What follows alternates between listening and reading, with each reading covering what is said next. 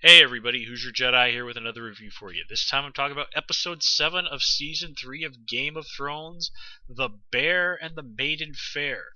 This is the episode written by series creator George R.R. Martin. That's the one that he does this season. And overall, this is a really good episode. Again, it's a lot of just the chess pieces moving around a little bit, things getting set up. But, with the amount of episodes we have left, you know that this is, of course, going to build into some really just absolutely explosive stuff. Now, what I like about this episode is, one, it's an episode that has kind of a theme, and that is, of course, mostly focusing on the romances and the relationships going on with the various characters in the series. Not completely, but that is very much the main theme that's going on. And what I really like is that, and this is something that another fan pointed out in the various reviews that are floating around out there, is that the one relationship that seems to get expanded on the most from the books is the relationship between Ygritte and Jon Snow. Before we go any further, I guess I should do my obligatory reminding everybody that I have indeed read all the books, but it's been 2 years since I've read any of them, and I've only read them once. So if I forget some details, do forgive me. Also, I'm not going to spoil anything big from the books, but I think in order to do these reviews properly, I may have to talk about some of the details. Again, I will not spoil anything big or important for you. But anyway, let's just kind of get rolling on, and we might as well go there and talk about as I said, what was going on with Ygritte and Jon Snow. And what I like that this particular person pointed out is that, in contrast to most of the couples and stuff who really only have the one scene, Brienne and Jaime being an exception, they go back to Jon Snow and Ygritte 3 times, and they talk about some stuff that's really only very briefly mentioned in the books, like how the wildlings have gone down there and tried to attack the north 6 times before, and every time that they failed. And you also get to see that Oral has some feelings for Ygritte. I keep wanting to call him the dude from Pirates of the Caribbean because, well, he's the pirate with the glass eye from Pirates of the Caribbean. It's the same actor, as I've said. But anyway, now, I really liked in the books the relationship between Jon and Ygritte.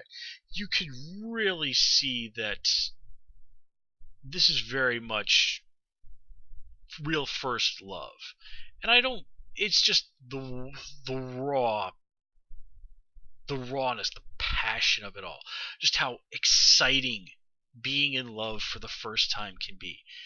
And I still remember the first time that I fell in love, and coincidentally with a girl with red hair, and it was like discovering a new sense. I had never realized that it was possible to feel that way. The world seemed brighter. It just felt good to be alive. It was so wonderful, and of course, this being the first time and having never experienced that, it was just so intense. And that's what we've got going on here with Jon and Ygritte. Now, obviously, Ygritte's been around the block a few times, but still, like real, genuine emotions, that connection that she and Jon have, that is new for both of them. And despite the fact that Jon's not really with the wildlings, and despite their very different viewpoints of the world, their connection and commitment to each other is real and genuine. I like how Ygritte says, we live, we die, but before we you know what I'm saying, before we die, we should live. And that's actually quite a profound statement, because look at the world in which they live. Death is cheap in Westeros. Death is cheap in the entire Game of Thrones universe, as anybody who lives over in Dany's little corner of the world can attest. So I like how they do have that sort of unspoken agreement that whatever happens, they're going to try and live for the moment while they can. And of course, this is Game of Thrones, so I think we can probably say that a happy ending is unlikely. So yeah, And I just think it was some really nice touches on George R. R. Martin's part, where he has little things like Ygritte commenting about a windmill being a palace, and then sort of making fun of Jon Snow, growing up in Winterfell, and Ygritte's comments about, she'd kill him if he messed up her silk dress. It's just wonderful little character beats, all so nicely done. And it's things like that that really remind me of why in the early books, especially like the first book definitely, and the first half of the second one, why Jon Snow was my favorite character. Now, as I've previously mentioned in my other reviews, the character who ultimately ended up supplanting Jon in the role of my favorite character is, unsurprisingly, Tyrion. And here, we do get to see more of his relationship and what's going on with Shay. Now, Shay is a character who has been significantly expanded from the books. And I'm actually quite glad about that. I really was not as invested with her as a character as I think some of the things that ultimately end up happening with her storyline really demanded of it. Let me put it that way. But I do like that scene that she has with Tyrion, where they kind of discuss what him marrying Sansa really means for them. And I love how Tyrion is extremely sincere in all this. I mean, he is not BSing with this. And of course, I love that scene with him and Bronn. Any scene between Tyrion and Bronn tends to be absolutely great. And I love Bronn's very frank version of the world. I'm a person who is a fan of bluntness. I believe very strongly in, if you have something to say it. And what I like about Bronn is that he subscribes to that particular worldview quite wholeheartedly and knows how to do it with a very good sense of humor. But anyway, getting back to Tyrion and Shay. Now, I like how in this scene, both Tyrion and Shay raise very good points and are also being somewhat unrealistic. Shay's whole thing is basically asking Tyrion to abandon his entire life, to give up everything he has in the entire world for her. And while that's all sort of thing is all nice for flowery poetry and sappy, ridiculous movies, realism rules the day in Westeros. Even if there's magic and dragons, realism rules the day. And asking someone to give up everything in their life, is really not, of course, you really shouldn't be surprised that they're going to hesitate. I mean, Tyrion even points out, well, what do I do on the other side of the world? Join a troop and, juggle for a living? And, of course, I like how his way of dealing with this is to deal with it in the way the Lannisters always seem to deal with problems, and that's basically to throw money at it. And Tyrion is completely sincere in his desire there. He's like, I will take care of you, I promise you. But again, all that he's doing by throwing money at the problem is treating Shay like a whore. And the horrible thing is that Tyrion doesn't even seem to realize this. And Shay does make a really good point about, like, oh, well, you can do all that and still just hope your dad doesn't find out about me. Now, of course, Tywin Lannister isn't going to live forever, and it is certainly not unknown for lords to acknowledge fathering bastards. I mean, Ned acknowledged that Jon Snark was his son, he just never legitimized him. And even in the books, Robert had admitted to at least some of the bastard children that he had fathered. I don't think that was ever brought up in the TV show, but I don't think he did that there. But anyway,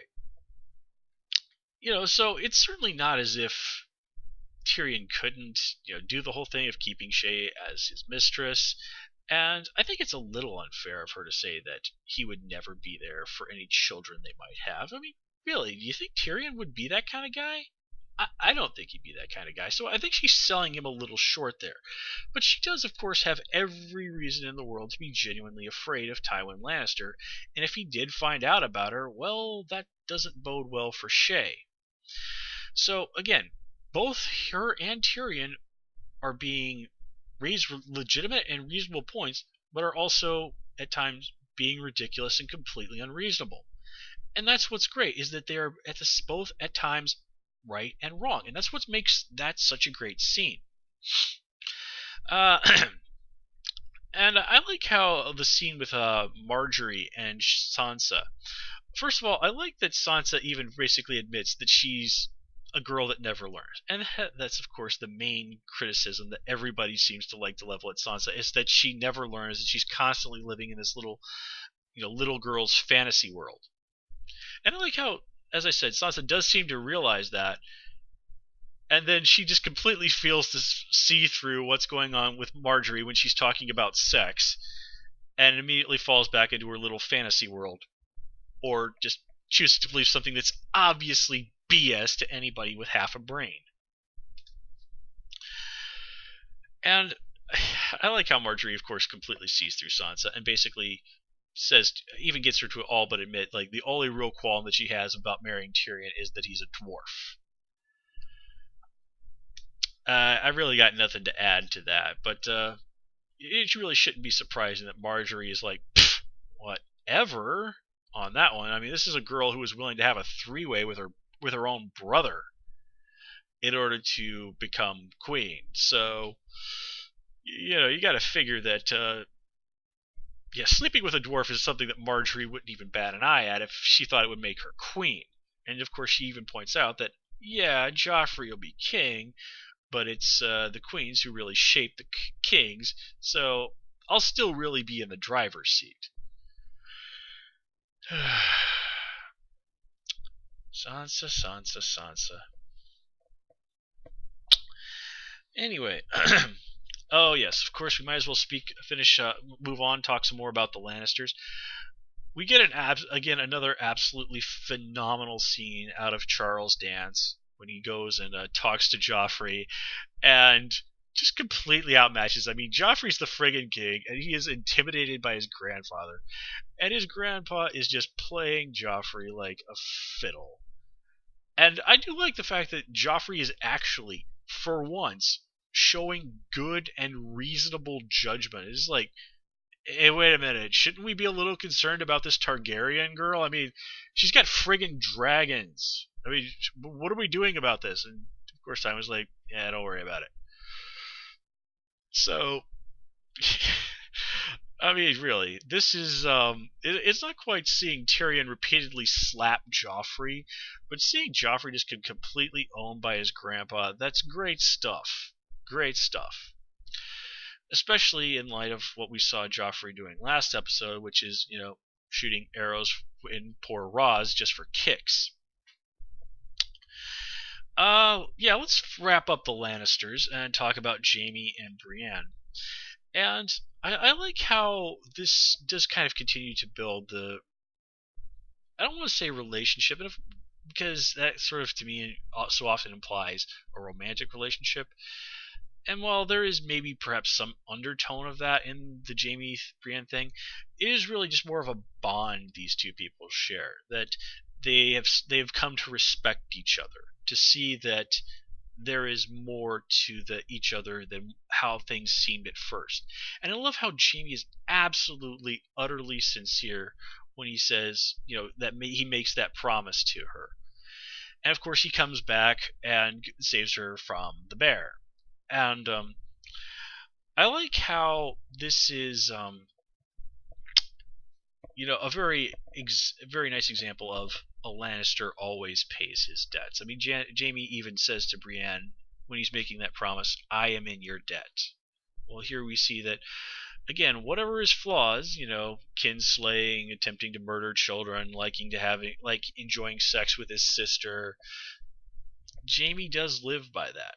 He lives by and believes that a Lannister should pay his debts. And again, I like how it's just really simple that these two people have come to respect each other, that they have learned and see each other in so many ways as equals. And you have to wonder, exactly how many people has Jaime had that sort of relationship with in his life? Probably not very many. So anyway, let's move on here. Okay. Since I brought her up, let's go hop over to the other side of the world and talk about Dany briefly. And Man, this is just another absolutely awesome scene for Danny. Her sort of just going around being John Brown and stuff, and just absolutely poning that slaver dude. And what I really like is that speech she gives about what she wants. Free the slaves, give them what all the stuff that they can carry as payment for their services. She ain't talking to that negotiator, dude. She knows what that guy's gonna say. She knows he's not gonna say no. But she knows that he's not paying the slightest bit of attention to all those slaves standing around him. All those slaves whose ears work just fine. You really think they aren't going to go back and start spreading word to all those other slaves? Those 200,000 slaves in that city, as to what the Mother of Dragons has promised them? As to what the Mother of Dragons has already done in freeing the Unsullied? Ooh, I sense awesomeness. Let me see here. Oh yeah, of course, you get to see some more backstory from OSHA, which I think is, I don't believe that was in the book. I'm quite certain it wasn't, but it's really nicely done. And it gives us quite a bit of insight into her as a character, and of course really solidifies why she absolutely does not want to go back beyond the wall again. Now they also do sort of, to some degree, tinker with what's going on with the whole three-eyed crow. I'm okay with that, but I can't really think that I can say any more about it without getting into the spoiler territory, so we'll just leave it at that. Let me see. Theon, don't really have a whole lot to say about Theon. Honestly, I thought this was the worst aspect of this episode, because it's really just, let's torture Theon some more. It doesn't advance the plot any further. And, I mean, it's just like, okay, let's put Theon Greyjoy in, like, Hostel or something. Or Saw, or, those stupid torture porn movies. I mean, really, it really served absolutely no point whatsoever. And it's not as if the nudity factor for this episode was not already reasonably high, which of course is a good segue into what was going on with Robb. Now here we get more of the, hey audience, you should really like Talisa.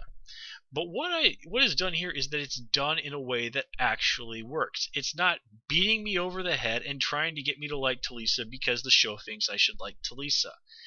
It's making Talisa an interesting character, a character that I like, and with her being pregnant, which is not in the books, I'll tell you that, or at least her character counterpart, that was apparently like a big fan theory, but I don't want to talk too much about that because obviously some very big stuff is going to be happening with Talisa and Robb in the next several episodes. Oh, spoiler, big stuff is going to happen with Talisa and Robb in the next several episodes. But anyway, this I like because, one, it's not in the book, so it's a new idea, it's an interesting idea, and it seriously ups the stakes for Robb. He, even more now, cannot afford to lose. So, yeah. Time to man up, Robb. And of course, it is certainly interesting to think about how Kat and Ned, if he were still alive, would, in this point in their lives, be looking at the possibility of becoming grandparents for the first time. Of course, this also makes Ned seem even more badass. That he was in a position where he was probably going to beat Jaime. So yeah, who, if you stop and think about it, really genuinely is quite a bit younger than Ned was. Okay, but anyway, so let me see here. Of course, we get to go and I have to speak briefly about Arya. Okay, her getting grabbed by the Hound. Well, okay, that's in the books. I like how she just is there completely calling the Brotherhood on their BS. But what I really like is her thing about how she believes the only true God is death. And keep that in mind, folks who have not read the books. That's going to be a very important statement from Arya, and what it says about her view of the world now is extremely important to her as a character. And yes, the most interesting change is, of course, that scene between Melisandre and Gendry. Now, as I said in my last episode review, this new direction with Gendry is, like I said, it's completely new. It does not happen in the books. I have no idea where this is going. Really, in the books at this point, we just sort of leave Gendry with the Brotherhood of Banners, if I remember right. And by book 5, we never hear from him. We still have not heard from him again. Here, this is going somewhere. Now, granted, as I said last time around, it probably looks like he's going to be taking the place of Edric Storm from the books. So, we may have some idea of what lays in store for Gendry if that's the case. But if it's not, then he really is a serious, major, big time wild card. And frankly, I hope that's where they go with that, because Gendry's a really good character. I like him a lot, and I wanted to see more of him. So, put him together with Melisandre, all that stuff that's going on out there with her, plus the extremely interesting revelation about her backstory. Yeah, I'm all for that. Give me more of that. So, overall, folks, this was a really good episode. George R.R. Martin did a great job of writing this episode. The Theon stuff is the only real mark against it, simply because it was unnecessary. But it added a lot of elements that were new.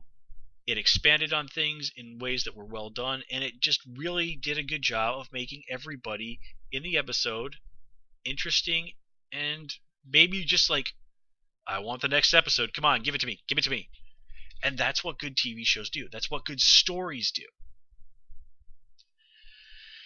And with that, folks, I think I've said everything that I have to say about this episode.